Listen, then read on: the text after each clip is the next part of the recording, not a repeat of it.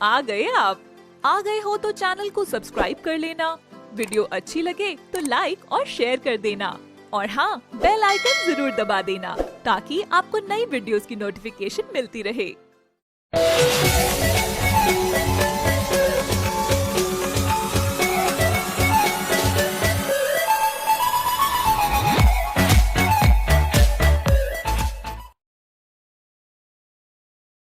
गरीब काम वाली। ये कहानी है सीतापुर गांव की, जहां कोमल रहा करती थी। उसकी लड़की एक आंख से कमजोर थी। इस कारण कोमल को पैसे की बहुत जरूरत थी, इसलिए ही वो घरों में काम करती थी ताकि अपनी बेटी की आंख सही करवा सके तो उसे एक अच्छे से स्कूल में पढ़ा सके। तभी कोमल को पता चलता है कि एक सेठानी के यहाँ उनकी काम वाली काम छोड़कर चली गई थी। इसी कारण कोमल सेठानी के घर जाती है। मेम साहब, मैंने सुना है आपको काम वाली की जरूरत है। हाँ, तुमने सही सुना है। मेरी पुरानी काम वाली बाहर गई हुई है, इसलिए अब मुझे नई काम वाली की जरूरत है।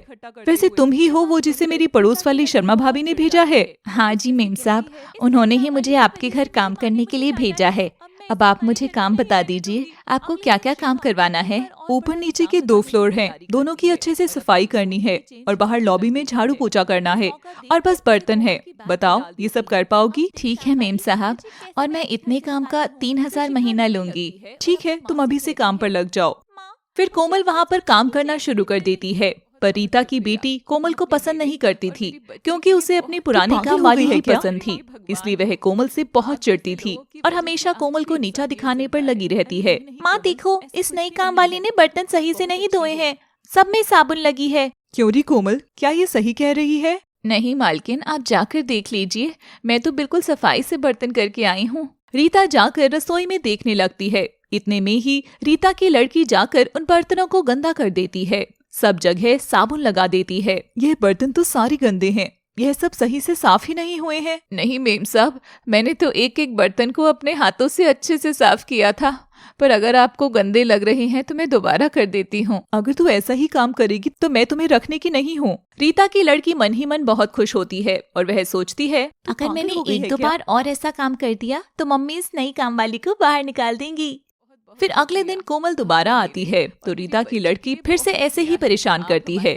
जहाँ भी कोमल झाड़ू लगाती है वहाँ वो कूड़ा डाल देती है। पर इस बार रीता ये सब देख लेती है। अरे शिखा, क्या कर रही है? कोमल झाड़ू लगा रही है और तुम पीछे से कूड़ा क्यों डालती आ रही हो? क्या कर रही हो? तेरा दिमाग खराब हो गया है? नहीं माँ, ये तो मेरे कमरे का कूड़ा था, वही बाहर लाई हूँ। झूठ मत बोल, मैंने तुझे अपनी आंखों से देखा था कि कूड़ा इकट्ठा करते हुए। यह बात सुनकर रीता की लड़की बहुत चिढ़ जाती है और गुस्से से कहती है, इस नई काम वाली की वजह से मेरी माँ ने मुझे डांटा है, अब मैं इसे हमारे घर में नहीं रहने दूंगी। अगले दिन शिखा कोमल पर और बड़ा इल्जाम लगाने की तैयारी करती है और अपनी एक सोने की चेन छुपा कर रख देती है।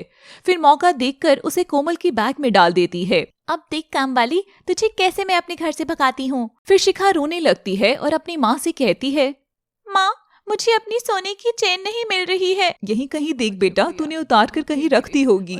वैसे भी चीज घर से बाहर कहीं नहीं जा सकती। नहीं माँ, मुझे कहीं नहीं मिल रही। आप इस काम वाली के बैग में चेक करो, कभी इसने ही चुरा ली हो। तू पागल हो गई है क्या? माँ, एक बार देखने में क्या हर्ज है, आप मेरे कहने से चेक तो करो। मैंने सारी जगह ढूंढ लिया है, कहीं नहीं मिल रही, तो क्या पता गलती से इसके बैग में आ गई हो। मेम साहब, मैंने कुछ नहीं करा, पर अगर आपको चेक करना हो तो ये रहा मेरा पर्स, आप चेक कर लीजिए। रीता जैसे ही पर्स खोलती है उसे चैन ऊपर ही दिख जाती है। कोमल, तू तो बड़ी झूठी निकली। मैंने तुझ पर इतना भरोसा किया और तूने यह काम किया। मेरी लड़की की सोने की चेन चुरा ली। इसने मुझे कई बार बोला पर मैंने विश्वास नहीं किया और तूने मेरा भरोसा तोड़ा। कोमल की सच्चाई रीता सुनने को तैयार नहीं थी और वो कोमल को वहाँ से भगा देती है। कोमल फिर नई नौकरी की तलाश में निकल जाती है और कुछ समय बाद उसे एक बहुत बड़े घर में काम मिल जाता है। मैडम, मुझे काम पर लगा लीजिए। मेरी बेटी की एक आंख खराब है, उसके इलाज के लिए मैं पैसे इकट्ठे कर रही हूँ, पर अभी पिछले कुछ दिनों से ही मेरा 2-3 घरों से काम छूट गया है, जिसके कारण मेरे घर में बहुत तकलीफ हो रही है। हाँ बिल्कुल, मुझे एक काम वाले की जरूरत भी थी जो ईमानदार और नेक दिल हो। मैडम, मैं हर काम ईमानदारी से करती हूँ, आप चिंता मत करिए। आपके घर का एक सामान भी इधर से उधर नहीं होगा। ठीक है, तुम आज से ही काम पर लग जाओ। शिखा बड़े घर की होने के साथ साथ एक बहुत ही अच्छी इंसान भी थी। उसने यह बात कहते ही कोमल को अपने घर में लगा लिया और वह उस पर पूरा भरोसा करती थी। एक बार कोमल अपनी लड़की रितिका को शिखा के घर लेकर चली गई और शिखा ने बहुत अच्छे से उससे बात करी। बेटा क्या नाम है तुम्हारा? मेरा नाम रितिका है। बेटा तुम क्या बनना चाहती हो? आंटी मैं तो अपनी आँख सही करके अपनी मम्मी की मदद करना चाहती हूँ और उनके लिए बहुत सारा पैसा कमाकर उनकी सेवा करना चाहती हूँ। शिखा यह बात सुनकर बहुत खुश हो जाती है। अरे वाह बच्चे, यह तो बहुत अच्छा काम है। हम सबको अपने माता पिता की सेवा करनी ही चाहिए। तुम एक बहुत अच्छी बच्ची हो। शिखा को कोमल की बेटी और उनकी मजबूरी पर बहुत तरस आता है। उसने सोचा आज तक मैंने जो भी पैसा अनाथालय में देती थी उसे आधा करके आज से आधा पैसा रितिका के इलाज में लगा दूंगी और उसे फिर अच्छे से स्कूल में पढ़ाई करवाऊंगी। फिर कुछ समय बाद शिखा के घर में फंक्शन होता है तो कोमल और उसकी लड़की उस रात उनके घर में ही रुक जाती हैं। सारा काम खत्म होने के बाद रात सब लोग सो जाते हैं और शिखा के घर में चोर आ जाते हैं और कोमल को यह बात पता चल जाती है। वह जैसे ही चोर को देखती है तो वह अपने मन में कहती है अगर मैंने अभी चिल्लाया तो हो सकता है कि ये चोर सतर्क हो जाए और मैडम और रितिका पर हमला कर दे, इसलिए मुझे चुपचाप ही इन्हें पकड़ना होगा।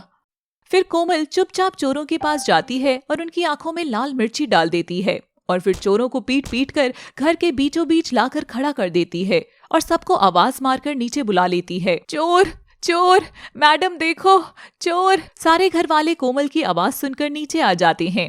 अरे कोमल क्या हुआ और ये सब कौन है? मैडम ये चोर है। चोर? मैं अभी सिक्योरिटी को बुलाती हूँ और उन्हें पुलिस के हवाले करती हूँ। ठीक है मैडम, वैसे मैंने इन्हें पीट पीट कर बेहाल कर दिया है, अब ये किसी भी घर में चोरी नहीं करेंगे। कोमल की यह बहादुरी देखकर शिखा और भी खुश हो जाती है और वो फैसला लेती है कि कोमल को भी वह अपने घर में ही रख लेगी। वो भी अपने घर का सदस्य बनाकर कोमल की बच्ची का भी वह एक अच्छे स्कूल में एडमिशन करवा देती है और उसे स्कूल भेज देती है और उसकी एक आंख ही सही करवा देती है। फिर कोमल शिखा को कहती है मैडम आपका बहुत बहुत शुक्रिया, आपने मेरे और मेरी बच्ची के लिए बहुत किया है। आप हमारे लिए भगवान हो।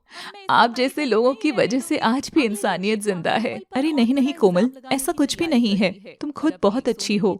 उसके बाद कोमल शिखा के घर में रहने लगती है और उसके बच्ची को भी कोई परेशानी नहीं होती। उसका परिवार भी अच्छे से चलता है। दोस्तों इस कहानी से हमें यह सीख मिलती है कि आप गरीब ही क्यों ना हो पर ईमानदारी होना बहुत जरूरी है।